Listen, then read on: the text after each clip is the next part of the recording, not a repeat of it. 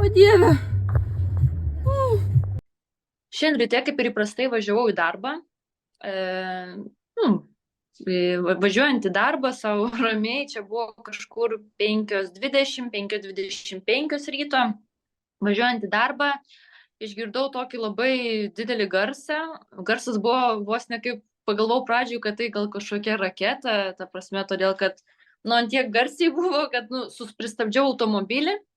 Ir tiesiai virš mano galvos, ta prasme, virš automobilio mano, nu nežinau, sakau, aš esu 1,69 m, nu tai va, pastačius mane nuo automobilio, tai grinai va tokio maždaug aukščio praskrido lėktuvas ir skrisdamas jis biški suko į dešinę pusę, į laukus, kaip sakant, į tas gyvenamasis vietas, nežinau, ten yra namai, nėra.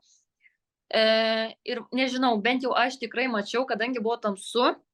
Tik nežinau, ar ten ta ugnis žiežirbos, ar kas ten buvo, kai jau jisai gal su sparnu kabino tą žemę, gal nuo to, bet tikrai švystelėjo kažkas šviesaus tokio, panašu į žiežirbą ar tai ugnį, nežinau, tikrai kažkas oranžinės spalvos. Ir jisai tada biški pasisukdamas, pasvirdamas, tiesiog krito ant žemės staigiai, buvo didelis sprogimas. Nu, bandžiau kviesti pagalbą be abejo, nu, bet ryšio nebuvo, tai važiuojant pakeliui pareigūnai kaip tik netikėtai taip perspėjau juos, nu, tai jie ir nuvyko, tai kaip ir taip buvo. Nu, buvo didelis šokas, aišku, nes, nu, ne kiekvieną dieną tokie dalykai vyksta. Nu, kaip ir minėjau, pradžioje tikrai išsigandau, kad ten kažkokios raketos bus, nes, nu, esant tokiai dabartiniai situacijai, tai, nu, žinoma, mintis visokios. O Dieve.